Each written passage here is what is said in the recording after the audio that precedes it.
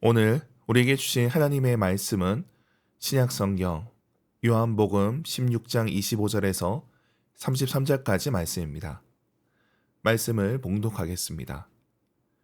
이것을 비유로 너희에게 일렀거니와 때가 이르면 다시는 비유로 너희에게 이르지 않고 아버지에 대한 것을 밝히 이르리라.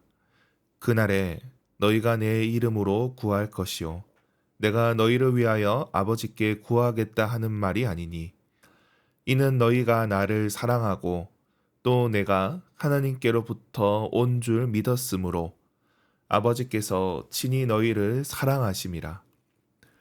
내가 아버지에게서 나와 세상에 왔고 다시 세상을 떠나 아버지께로 가노라 하시니 제자들이 말하되 지금은 밝히 말씀하시고 아무 비유로도 하지 아니하시니 우리가 지금에야 주께서 모든 것을 아시고 또 사람의 물음을 기다리시지 않는 줄 아나이다. 이로써 하나님께로부터 나오심을 우리가 믿사옵나이다. 예수께서 대답하시되 이제는 너희가 믿느냐? 보라, 너희가 다 각각 제 곳으로 흩어지고 나를 혼자 둘 때가 오나니 벌써 왔도다. 그러나 내가 혼자 있는 것이 아니라 아버지께서 나와 함께 계시느니라. 이것을 너희에게 이르는 것은 너희로 내 안에서 평안을 누리게 하려 함이라. 세상에서는 너희가 환난을 당하나 담대하라. 내가 세상을 이겼노라. 아멘.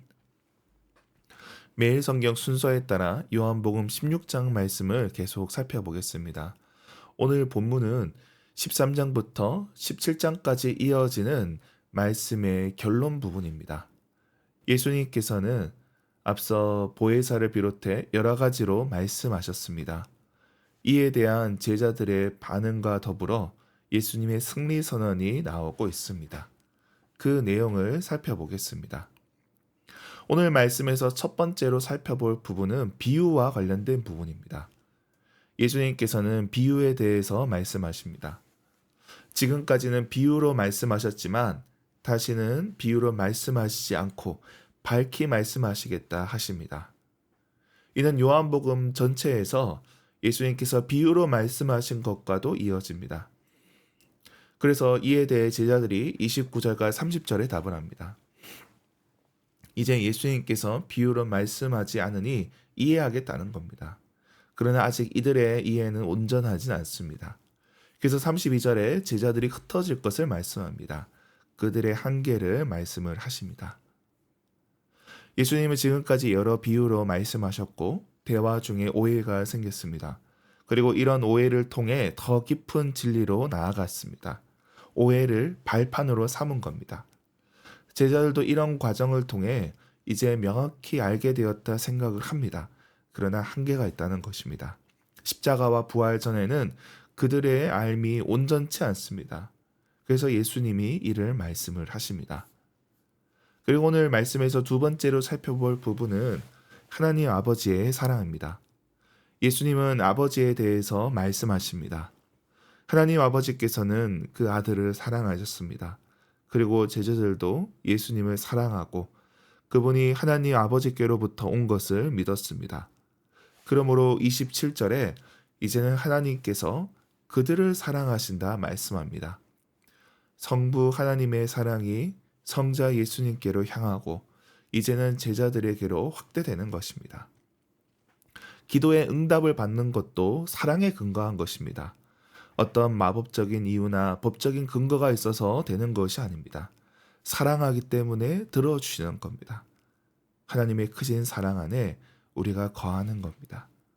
우리는 사랑받는 자로 수동적인 대상으로 그치는 것이 아니라 그 속에서 이제 예수님을 사랑하는 자로 그 사랑에 응답하는 자가 됩니다. 기도는 그런 관계 속에서 이어지는 대화로 여겨야 합니다. 그리고 오늘 말씀에서 세 번째로 살펴볼 부분은 승리 선언입니다. 본문의 33절에 보면 내가 세상을 이기었노라 말씀합니다. 이는 13장부터 시작되는 말씀의 결론이라 할 수 있습니다. 세상을 이기신 예수님, 그분의 승리 선언입니다. 비록 이 세상의 악한 자들이 예수님을 대적하고 위협하고 있지만 예수님은 승리하셨습니다. 그분의 승리는 미래적인 것만이 아니라 현재적인 것이고 이미 임한 것입니다. 앞서 요한복음은 세상을 향해 심판을 말씀해 왔습니다. 그 심판도 미래인 동시에 현재에 적용되고 있습니다. 예수님의 승리도 마찬가지라는 겁니다.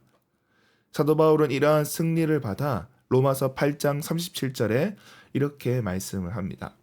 그러나 이 모든 일에 우리를 사랑하시는 이로 말미암아 우리가 넉넉히 이기느니라.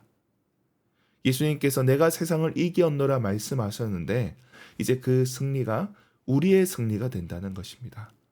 하나님 사랑 안에 거하는 자들이 예수님의 승리를 누리는 것입니다. 우리는 사랑 안에서 승리를 누리는 자입니다. 이러한 승리 선언으로 오늘 말씀은 마무리됩니다. 오늘 제자들에게 하신 말씀은 우리에게 이어지고 있습니다. 우리는 주님을 안다고 하지만 더 깊은 진리로 나아가야 합니다. 더 온전한 지식 가운데 나아가야 합니다. 그리고 그 과정은 사랑 안에 거하는 것입니다. 아버지와 아들의 사랑 안에 들어가는 겁니다. 그 속에서 사랑받는 자로 멈추는 것이 아니라 하나님을 사랑하는 자, 아들을 사랑하는 자로 서야 할 것입니다. 우리도 사랑으로 응답해야 할 것입니다. 그리고 이렇게 사랑 안에 거하는 자들에게 주님은 승리를 약속하십니다. 이 세상이 우리를 위협하지만 넉넉히 이기게 하십니다. 이미 승리하신 주님을 따라 우리도 이기게 하실 것입니다. 말씀을 맺겠습니다. 이러한 은혜가 우리 모두에게 주어졌습니다. 더 깊은 진리로, 더 깊은 사랑으로, 온전한 승리로 나아가야 할 것입니다. 오늘 하루 그 사랑 안에 함께하는 저와 여러분이 되길 축원합니다. 기도하겠습니다. 하나님 아버지, 우리에게 승리를 주시니 감사합니다. 이 세상에서 눌리고 패배하고 좌절하고 실패한 자들에게 주님께서 승리를 허락하여 주셨습니다. 우리에게 크신 사랑을 허락하여 주셨습니다. 우리가 그 사랑 안에 거하며 진리를 깨닫고 주님을 따라 승리하는 자들 되게 하옵소서. 이 시대 가운데 주님의 진리가 온전히 드러나기 원합니다. 이 땅의 교회가 주님의 진리를 드러나게 하시고 여러 가지 일들 속에서 주님의 사랑을 전하게 하여 주시옵소서. 우리 또한 그 사랑의 전달자가 되게 하여 주시옵소서.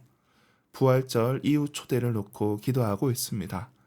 이웃을 초대하여 함께 식사할 때 주님께서 저들의 마음을 열어 주시옵소서.